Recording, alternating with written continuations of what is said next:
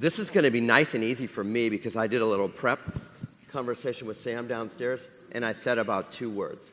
So he's super passionate and really cares and has an unbelievable wealth of experience and what I found out earlier, enthusiasm. So it's early in the morning. so let's start. Wayne's at my age. All right, good. So one of the sort of our thesis at Ethisphere is there's no competition among companies when it comes to integrity, right? And then Lynn used the word collective action. So Sam, kind of what inspired you to, found an organization and this sort of next chapters in your life? I know you're still on a couple boards, right? I think you're on Amex's board. Correct. And ExxonMobil's board? Yes, small companies. Little companies. No issues in public policy or anything. So what inspired you? Back to CGE, now not the cyber stuff. When I left IBM about 7 years ago, I guess it was 2011, I was no longer CEO, I had an observation at that point in time that professional education wasn't preparing people for the future they were going to face. That was my experience. Having not gone to a professional school, I guess it was easy for me to pass that judgment, but I did realize that all the people we had like 70,000 MBAs, like 10,000 PhDs, so we had an educated workforce. They weren't prepared for the challenges that we were facing on a global scale, on technology and all these sorts of things. So we felt that we should create a nonprofit think tank, which is more action-oriented than just publishing papers, on how to assist this on a global basis. And so that's what led to it. And we went through all the management processes, and we highlighted key ones that need to be globalized. Compliance and ethics is one of those, quite honestly, 6 or 7 at that point in time. But there are others, as you'd expect, leadership development, financial controls, all those sorts of things. So the management, supply chains, all the things that drive your companies were part of that area. So that's where we began. And we've done a lot of institutes since then. We've done things around, we're trying to develop 3,000 women in Africa to be business leaders as an adjunct to this professional development, as well as the Cyber Readiness Institute, which we created after we ran the commission for President Obama. First off, thank you for doing that. That's just a little bit. And to President Obama appointed you vice chair on, this sounds important, but the Commission for Enhancing National Cybersecurity.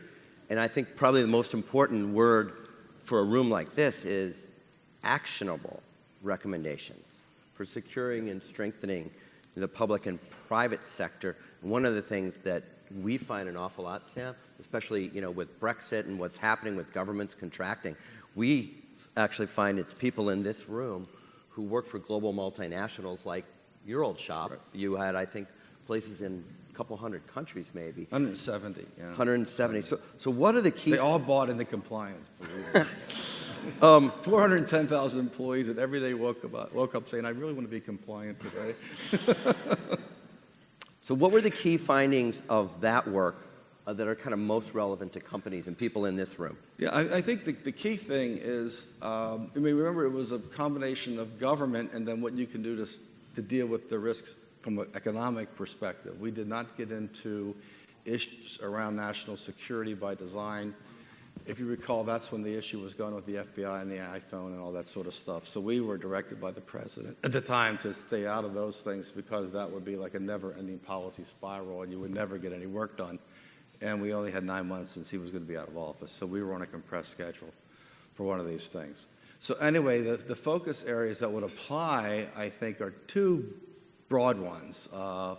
Quite honestly, one will lead why we created the Institute, but the first one really is that if you think you have challenges today on cyber and technology relative to what you've seen, this is nothing. This is like, we're talking about adolescence. Because you put on top of that what you call the Internet of Things, but think about every device, any sensor, lights, cameras, thermostats, everything in the physical world now has intelligence in it, not just computer capability and intelligence.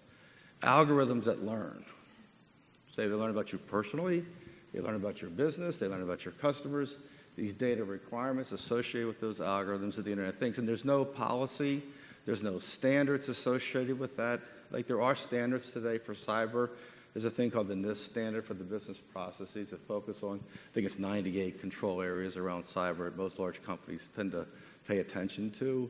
But here, there's nothing, right? So you don't know when you buy a thermostat in your home, and that's thermostat, whether it's security's built in or not. When you get into a self-driving car, you have no knowledge. So you think about all the things in life, those drones that are buzzing around, who knows what's in them, right? So fundamentally, that was the first thing, that this standards need to be established. That doesn't say regulation. We stayed out of recommending regulation, but there were probably a third of the group there were a third of the people from CEOs at the time were private sector folks. There were policy people you'd expected, and government people were the other commissioners. So you had a nice blend of folks. But fundamentally, we shied away from regulation. There was enough regulation. It was more about what should be doing to establish standards. And there are standards bureaus within the government, the Commerce Department, et cetera, to do these things for all sorts of things. So that was the major thing going out to the future. There was a lot as far as government itself, but I mean, that if you are as weak as the civilian side of government is, you ought to just fall for Chapter 11 now, because that's where you're going to end up. I mean, if you're that bad, and trust me. So we don't need to get into that one. On the other side of it, which is why we led to this, created this thing called the Cyber Readiness Institute, we're doing with three of the commissioners that worked with myself, Ajay Bangda of MasterCard, Penny Pritzker of the Commerce Department, and our colleagues at Microsoft, because the head of research, Peter Lee of Microsoft, was also on the commission with us. But now the CEO, Satya, is also involved with us in the commission. And then we have other people who have joined us since then, but that was the core group. And the reason why we decided we needed to do this was because when we looked through the current situation from a corporate lens, where your biggest vulnerability is, and I'll talk to you about management process if you like, and I'll talk about your technology if you like. I can talk about AI. Any of that stuff that you talked about earlier, I can talk about. But your most vulnerable link is your value chains. And it's small companies in your value chains that have no capability and no staff and very little management process. And they're all part of your value chains. They're part of your suppliers, your partners, your distribution, your M&A groups you work with, your law firms. Think about everything you touch outside of your enterprise, and you're giving them access to you through your firewalls because they're part of your ecosystem. And they have no expertise. So if you really wanted to penetrate anybody in this room, we could talk about, your firewall and FireEye and monitoring and endpoints and all this sort of stuff and encryption. I wouldn't even bother with any of that. I'd go to one of your partners that had 50 employees or fewer, and I'd be in within an hour. Right? So that's, when I think about it. I'm not trying to scare you. That's just the reality of the world we live in. So we decided as the research, we should stand this up and create, we're a nonprofit again, so we'll do this stuff for free, but create the basics of the management process and software tools to enable these small companies, some cases very small companies. So it's CG is myself, Create is another organization that works with us around the management process, and we're hoping to get Accenture to join us to help with the tooling, Microsoft and tooling. So we have a lot of partners here to help us, but the goal is to create literally the processes, which is at the end of the day, this is about management process and management systems. It's not about your CISO. It's not about defending if you've been attacked. At the end of the day, it's a process like any other process in your company.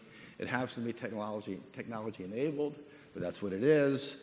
And tool sets so you can protect yourself, have the hygiene in place that you require, as well as know when something happens so you can notify people and do the appropriate things. The cure is the term that's used.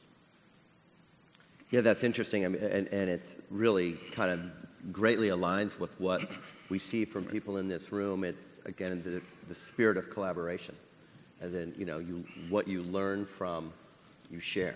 Well, I mean, one of the biggest issues in the broader issue of policy is information sharing. Most people in the room are lawyers, you understand the implications of information sharing, right? But there are people who have knowledge when these events are occurring, early stage knowledge, because they can see things. and forget the government agencies that should share, and there's reasons why they don't share for national security purposes. But on the other side, the commercial side, there are entities that see, I don't want to name them, because then you all get mad at me, especially if you're in the room. But they won't share, and the reason why they won't share is because of the vulnerability, legal exposures. I mean, if you're a financial services company and you see something occurring within the credit systems, if you share with your colleagues or you share with the government, there's the potential you're now going to be opened up to yourself to some form of a liability suit. So, but the way to solve the problem is to share, so everybody knows immediately what's going on. But the process today is you go to the authorities, FBI, whomever, CIA, NSA, depending on who you work with, they go through their processes, they come back, maybe they share, maybe they don't share, depending upon who the attacker is. I mean, you know, right? So it's very, very important. And there have been industries to form collaborations in this space. They've created their own because they have the need. So at least within their industry, they are now, if one of those, it's usually within the technology and focused organizations, CIO, CISO, et cetera. But if they see something, they have a group of colleagues they will immediately share with, so they can all begin to defend. So, as we mentioned before, you're on a couple boards, and I would say 95% of the people in this room, and there are some other board members here, the audit committee is the one that they have the most relationship with. So as you think about the C-suite and boards, again, you're on a couple of them, and you were talking to me earlier this morning about what really garnered some serious attention in the C-suite is some CEOs getting canned. Right. That wakes them up. Having been one, I know the feeling. That will get very vulnerable. I mean, they pretend they're secure, but trust me, none of us were secure in that job. So what should the C-suite and boards be doing and thinking about when it comes to cybersecurity? I really do believe, to me, and we made the same recommendation to the U.S. government, so it's not different. So it wasn't just myself, it's the commission as well. So there were, like, you know, like I said, CEOs and CISOs and all these people from Silicon Valley involved with us. Which fundamentally it's enterprise risk management. This is no different than any other enterprise risk function you have in your company. Whether you're taking financial risk, whether there's other kinds of exposures around the world where you do business because you have partners in these countries that you're always uncomfortable with because of their cultural differences aren't exactly based upon the Foreign Corrupt Practices Act of the world that we live in. So fundamentally, whatever that happens to be, define it. It's no different than that. It's part of your enterprise risk management. Once you put it into enterprise risk management, you don't put it into IT, you don't put it into CISO, you put it in enterprise risk management, and then you have the controls, you have audit, you have all those things it goes through, and then therefore it goes to the auditor, the CFO, the CEO, audit committee, and full board. I mean, so that's the process. So you don't have to create another process. Just use the one you have and do an enterprise risk assessment of where you are as far as security exposures. And it's cyber, and it's privacy, and it's your data, and it's everything. I mean, you know, your bigger vulnerability is the data and the information you have about your customers or your clients. I mean, again, when you put AI against this thing, which is early stages of AI, I mean, I know everybody loves Siri and Alexa, but this is like very, very immature stuff. Some of the stuff I'm working on in my new life is, I mean, you know, this is like second or third grade level, and we're working on like PhD level stuff. So this is like nothing, you know, right? So my only point being that that's why it's where it belongs. It also was the recommendation of the President of the United States of what the government should do. And actually, that was in the executive order that President Trump signed after President Obama's term had expired. That got, a lot of the things did get in there, and that's one of the things that got in there. Internet of Things also got into the executive order. So that's pretty interesting. One of the things that Indra talked about last night, because we said, how do you actually deal with activists? How do you deal with people not thinking long term? And her advice was to frame it with a megatrend that you can't argue with, such as health and wellness are more and more important to people in the world, so let's start to make healthier stuff, and nobody would really argue with that megatrend. This is a little off script, but so what's the megatrend? And, you know, as a board member, as a former CEO, everybody in this room will tell you, I need more resources. So what's the secret sauce to getting those resources, to sort of getting the right senior management in attention on this? On this particular topic.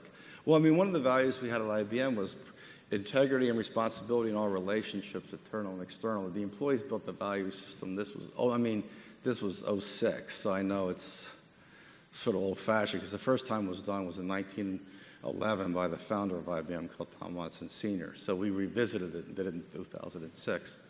And it was part of the value, it's the core value system. And so it wasn't a separate process. The employees developed, and there was others like dedication to client success, innovation for the world, and for IBM. There were three, but the third was this one, and they were equal. They weren't 1, 2, 3, they were equal.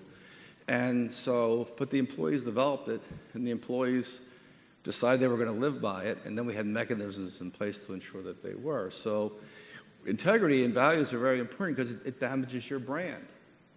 I used to give these speeches to people that would say, all we need is one incident. I mean, we do business in places where their value systems aren't the same as our Western value systems, and the laws aren't the same.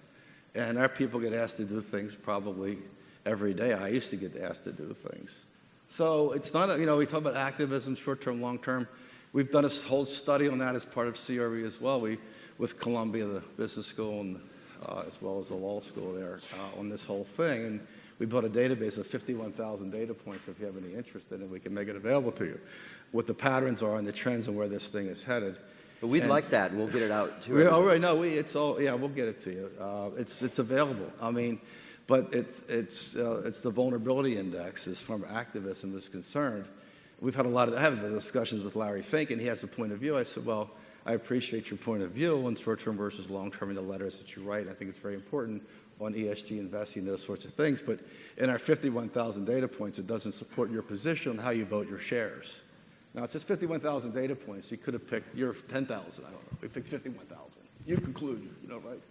So it's not an opinion anyway. But the point being that these things are fundamentally important, in my view, because it's your brand. It's what you stand for as an entity, right? And you pick whatever's relevant for you. I mean, Indra picked what makes a lot of sense for Pepsi, right? We pick things that make a lot of sense for IBM. They're different things. We're in different industries, as they should be.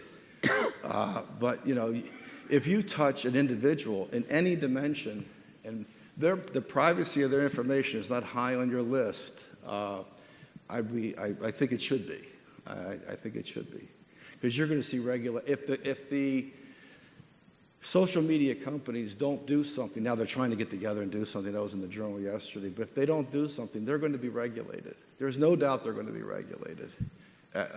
Primarily because when these things were occurring and individuals were impacted, the government didn't do much. But now that they're impacted because the election got impacted, so they could lose some votes, now they do something. Okay, fine. At least they're doing something. I mean, it doesn't mean they'll do something that's intelligent. I'm not saying they'll do it. I'm not arguing that. But they're going to do something. So you ought to be intelligent about it and try to get ahead of it, is my suggestion to you. So that's really interesting. So in terms of getting ahead of it, right? So what are the most important points for companies to consider? The most important thing, I guess I am still working, but if I was still working, if I was being paid to work, put it that way, versus I'm in redistribution at this stage of my life. I'm giving it away. I'm not bringing it in anymore. But if I was in the stage of bringing it in, I'd start with the first thing. I really would sit there and look at my vulnerabilities from a information, data security, cyber, et cetera. Because at the end of the day, they want your data. Let's be honest with it.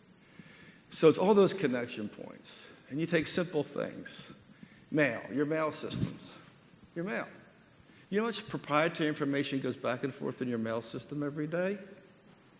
And it's on free mail. It's not encrypted. I mean, you have to store it because of regulatory requirements, which is fine.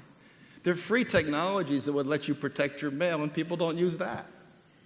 I mean, so you take something as simple as that, that lets you, and there are technologies, some that aren't enterprise ready like Signal, but there are technologies like Wicker that actually do store, if it's 7 years, whatever the requirement. By industry, they all vary, as you guys know, right? But fundamentally, that those capabilities exist. I mean, I use that as an obvious example because you can, come on, mail. What do you mean mail?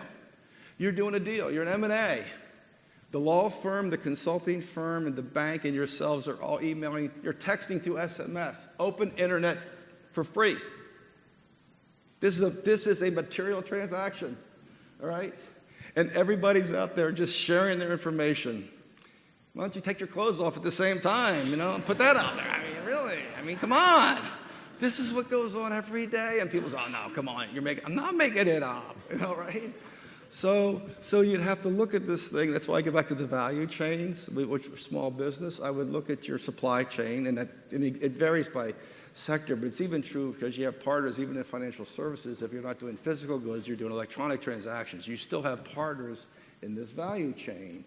Within that value chain, can your partners comply with some basic level of cyber hygiene or data protection kinds of hygiene? Password, authentication, and maintenance. You can't, you don't use your mother's name as your password or your dog's name or something. I mean, really, and change your passwords. And I'll do a level authentication. Don't scare them. Like, use your fingerprint and type in a word. And that's a little sophisticated. It's like my wife at home, and I said she gets these things that show up.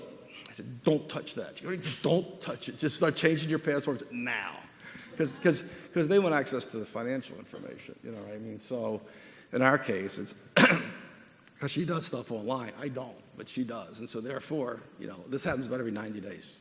Stop. or throw your phone away. So, but seriously, back to this point, go back to the value chain and, start one or the other, get a new phone or just change your passwords. But back to this point, look at your extended value chain within the organization. We talked about that. I mean, and it's all elements of it. The only reason I use mail as an example was because it's so obvious, and people use free, open internet mail and texting systems. How many, your SMS, you're all texting on your phones. You're out in the open internet. It's not encrypted. It's not secure. You're outside your firewall. You all have some compliance legal background. Everything you do is probably proprietary, I'm guessing, or close to proprietary, or you wouldn't be in these jobs because you don't want this to be record someplace. I mean, right? I mean, I had lawyers too. I understand, We had a lot of them, it's needless to say, mostly in antitrust. But nonetheless, we had good leadership skills in antitrust, but no, in IP. But my point being is that that's how you should think about this. Think about the information flows within your ecosystems, your partnership groups, and where are you vulnerable within that flow. So what happens today, the reason why I stress management system and management process, the way it happens today is it goes to the legal support to the CIO. I think, Lynn was saying that, right? And the CIO worries about, or the CISO, if you have a CISO, a lot of companies don't have a security officer. Uber had one, that worked real well. But, right? Good guy, by the way. He's a really talented guy who was on the commission with us. But he had a lot of influence over the management system, obviously, right? I mean, so... he was on the commission with you guys? Yeah, he was. A great guy. A very, very good guy, Joe Sullivan. I want to open it up for a couple questions. So there's Doug Allen over there, he's a longtime Ethisphere employee, and he takes his mic running gig very seriously. We're making fun of him because he put out some 10-page memo. I don't think we have 2-page memos at Ethisphere, but Doug put one out on mic running. So I'd like to open it up for a couple questions, if that's all right, Sam. So sure. Anybody, Sonny, you got a question? By the way, this is Sonny Cave, who's Chief Legal Officer at onsemi. And the reason why it's kind of good that he asked a question, because like Lynn Holland, he's got the world's longest title. So he's EVP, Chief Legal Officer, Enterprise Risk Management, Sustainability. Somewhere in there, he leads the company Carpool, I think I think as well. So anyway. Thank you. And Sam, your comments have been very, very helpful to the audience. Appreciate that. So my question is on the enterprise risk management side. And you mentioned how important it is for that to be like an umbrella for all of this type of work. And within enterprise risk management, we have risk appetites. And in my experience, the board developing risk appetites is critically important to setting the tone throughout the organization. Yes. Because people who are in their jobs want to take a lot of initiative, want to do good things, and they may have a different view of what is the right level of risk to take. So my question is, could you just give us some comments on risk appetite and how it should be formulated, process-wise, and maybe even a little bit on content, and you put it in the context of the cyber. Yeah, no, definitely. I mean, I'll give you, I think, a great analogy, which is ExxonMobil. This is all public. It's in their proxy as I say this. The number one thing they're measured is on safety, and one of the goals is no one dies. And he said that's including subcontractors, so it's their value chain, so it's not just their employees. And if people die and they come off their safety record, pay gets cut. So that's zero tolerance, right? You can say it was after the Valdez. They had a pretty big incident that led to this management system. But since I've been on the board, I can't remember a casualty. Usually it's because they don't follow the process. They wear a belt and they're on one of those drilling rigs or something like that. It's when those things occur. So that's zero. I mean, there's zero risk. No one's going to die. I mean, people could get hurt, but they're not going to die, right? That's the risk level of tolerance. I think anywhere, at least as in the cyber world, where do you stop on this? Where do you stop? There is no stopping. Right? I said the same thing to the President Obama. I mean, where are you going to? You can't draw the line. I mean, you're going to insure yourself, well, the government's self-insuring. What are you going to do, right?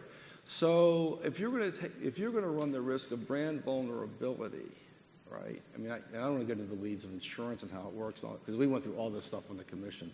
But the brand vulnerability, and you lose your Equifax, whatever it was, 110 million, some number of records that was the credit scoring of large portions of the population of this country, right? I mean, this is, you say, well, if I only lost 5 million, it'd be okay, right? That's my, well, we did 110 million, but 5's okay, right? An Uber driver raped somebody. Well, he only raped one. Oh, they raped 5, that's your risk tolerance level? Is that what it is? I mean, so I look at IBM, they always push these great new technologies. And Chris is in the room, that runs CG for me, we were there, and like, remember this thing, bring your phone to work, your personal device to work. And I was on all the commissions, on the NSA commissions on cyber for General Alexander before the metadata thing blew up. I've been there like 7 years. And oh, by the way, our head of research who was in the room with me also was in there for 7 years. So it isn't like we hadn't seen all this stuff. So I turned to the head of the CIO, and I turned to the head of research, and I say, IBM cannot have a cyber incident in the business that we are in. And if we can't do this, what can we do for our clients that's viewed as very, very highly secure risk? We manage all the currency systems of the world. So you can't manage currency systems of the world because you can't manage your own risk. I mean, how do you explain this one, right? So the point that I was on is you certify to me that says, if I let all these people bring their device to work and get in the firewall, we will never have an incident. They said, well, we can't do that. I said, well, then here's our policies at IBM. I give you the phone. I pay for it myself. You use my software. If you don't like it, get a personal device and use it at home. But when you come to IBM, we gave you this. You didn't pay for it, so you can't complain that we charged you. It uses our software. I know it doesn't have the latest mapping system, but go get one with a mapping system if you care about mapping or songs or videos or whatever, right? But this is what it is. Until you guys can tell me with 100% of surety, we will never have a problem. Zero risk. Now, I mean, I used to meet with CEOs 15 years ago and say, you are exposed. And these are the vulnerabilities. Well, you're trying to sell me something, you're an old fart. Silicon Valley tells me this is fine. I said, I am an old fart, and I am trying to sell you something, but I'm going to tell you got exposed. Then 3 of them get fired, the same guys we met with. Now all of a sudden, well, maybe they should have listened when the old guy came in there and said, you should take these things seriously because you just got lost your jobs, right? Target being one of the first. So my point is that I don't know where you set the bar. Long-winded answer. I mean, you go through these things like personal behavior.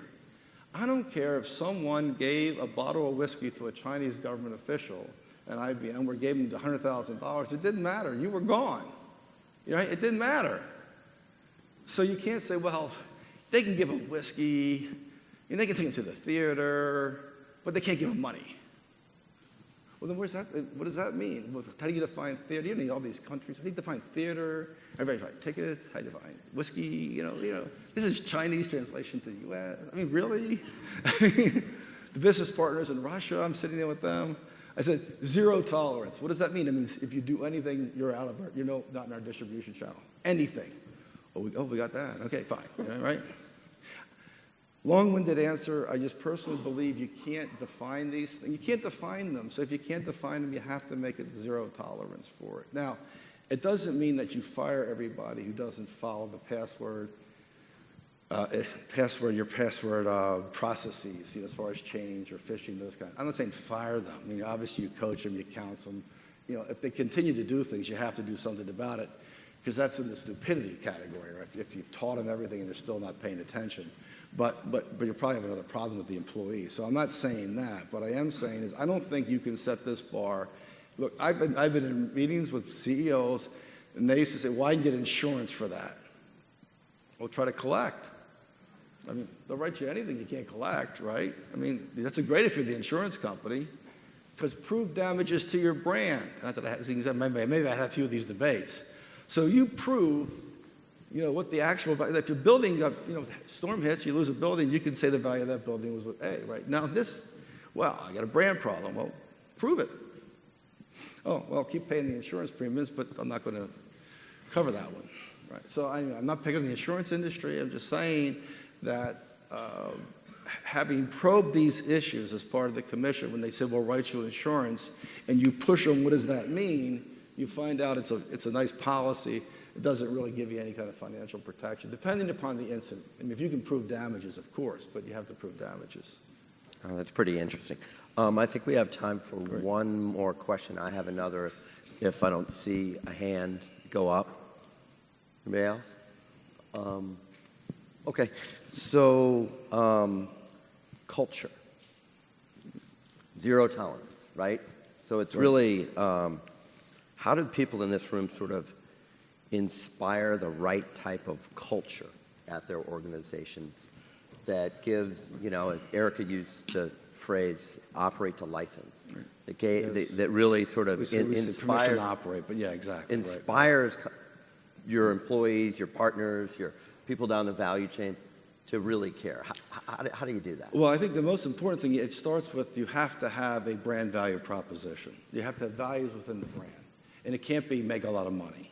Right? I mean, look, prior to me becoming a CEO, that was enough. I mean, I'm not picking on guys that most of us replaced. But if you made a lot of money and the stock did well, you could pretty much do anything, right? But that's all changed. It started with my tenure, and it got even more extreme in today's. So you have to have some value-based proposition that the employees can connect to. What is it, right? That you can get everybody, global companies here. I don't know how many countries you operate in, but of our 410,000 employees, 65 to 70% were non-American, and probably half of those weren't Christian. So anything you have in your norm system, throw it out. I mean, they can't relate to what you're saying. So you have to connect it to the brand. In our case, Smarter Planet. I won't take you through the Smarter Planet campaign, but it was about doing things that were saving babies' lives, cleaning up water systems, smart traffic, all this kind of stuff that were tied to the values of what society wanted, that people could rely with, could do great things for the clients within with a high level of integrity. In addition to that, you have to train them and onboard them. I mean, so we were, we were hiring 40, 50,000 people a year, so the population turns, right? So you had the chance over a few years to onboard and train everybody in the place, plus you trained everybody anyway. So, and we had easy kind of forms you'd fill in on what a side letter is. I mean, just simple layman, not legal terms. They never understood what the hell you were talking about. Don't do a side letter. Here's an example of what it looks like. This is a contract. Make them sign that. I mean, right? Right? See, doggy run. Really, I mean, that's the contract. This is a side letter. Zeros to these, all of those, right? Okay, right? I mean, seriously, that's what it was. And I had to take the test, too. I could pass it. But anyway, so if they ask you for a gift, leave the room, right? Just leave the room. You don't have to have another conversation. Just get yourself out of the room. So we don't do gifts, so just leave the room. So anyway, but my point being is that the culture has to be embedded, and then I'm going to say, which you've heard 1,000 times, it starts at the top, and I believe that. I believe that when I was a CEO, 7 years I've been out of the game, I still believe it. It's how the leaders set, it's not just the CEO, but they're the most visible, but it's the leaders, how they how they set the tone for the organization on the value system, and zero tolerance. I mean, we talk about Me Too today. We had countries in the world where the treatment of women was not like you'd expect it to be in the United States. It's just a statement of fact. There was zero tolerance. They couldn't explain to me cultural differences. I mean, I can take you through an example of one, but that would be too entertaining for this room. But, I mean, I just said, no, well, you're not doing that. You know he did it, so fire him. And I'll get a woman to do the investigation. If you want to take 90 days, your HR person's not going to run it. It's a male in this country, right? So get this woman, similar background. She'll do the investigation, or you just fire him today and save yourself 90 days. So at the end of 90 days, you know he did it. He's going to be fired. I mean, so just get on with it now, right? But it was zero tolerance. It wasn't, you don't understand this. It's not a big deal. What's a little, groping in a cab, whatever. I mean, where's your line? There is no line, guys. I mean, anyway. So it's the culture, and you have to live it. You can't, things happen, and you can't look the other way. I can give you lots of stories where business guys would try to convince me to look the other way because it's going to damage the business dramatically. Like a few $100 million. A $100 billion company, you say, well, it's not material. We had to go to the regulator, so it's material enough for $500 million to go to a regulator, right? And nobody was left standing. 30 people were gone, right? And it hurt the business for 2 years. But you can't look the other way. Yeah, one of the great comments we had a few years ago from a guy who's been one of the leaders around diversity was Chief Legal Officer of Mass Mutual. It's really who you hire, who you fire, and who you promote. Right. To really. So listen, Sam, this is great. A couple things I want to make sure that everybody gets, and Kevin McCormick and the people at Ethisphere. So we'll keep you informed about the Center for Global Enterprise, and we'll definitely keep you informed about the cyber risk management. Our friends at Create that stands for the Center for Responsible Enterprise and Trade. Pamela Passman and her team are here, and they were the driving force of getting you here. But your bio is like 100 pages long, so I can't say all the things you're doing right now. But what I can say on behalf of our community is thank you. Oh. Thank you for giving your time. So thank you, Sam. Thank you, guys. Good seeing you. Okay.